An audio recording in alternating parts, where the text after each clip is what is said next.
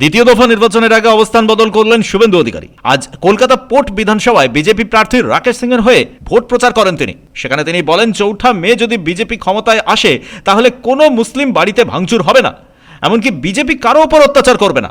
किसी को कानून हाथ में उठाने का मौका बीजेपी कम से कम नहीं देगा। कुछ महीने पहले बिहार में चुनाव हुआ, 243 में 202 सीट बीजेपी एनडीए को आया।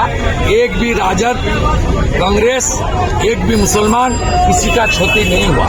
बीजेपी इस तरीके से काम नहीं करता। बीजेपी सब लोग को लेकर चलने वाला है, लेकिन देश के अंदर रहकर देश को जो हानि करेगा उसका हानि बीजेपी करेगा। এখন প্রশ্ন হচ্ছে, কেন শুভেন্দুর এই ভোল বদল? পোর্ট সংখ্যালঘু প্রধান এলাকা। তাছাড়া রাকেশ সিং বরাবরই ফিরাদ হাকিম বিরোধী। একসময় তিনি ছিলেন কংগ্রেস নেতা, মুসলিমদের মধ্যে জনপ্রিয় ছিলেন তিনি, পরে যোগ দেন বিজেপিতে। শুভেন্দুরা জানেন প্রথম দফায় ভালো ফল হবে না বিজেপির, দ্বিতীয় দফায় তাই মুসলিমদের বার্তা দিলেন তিনি। यहाँ फिराद हकीम, यहाँ ममता बनर्जी ज्यादा लीड लेता है पिछले कोई चुनाव में। अभी लीड मिलने वाला नहीं है।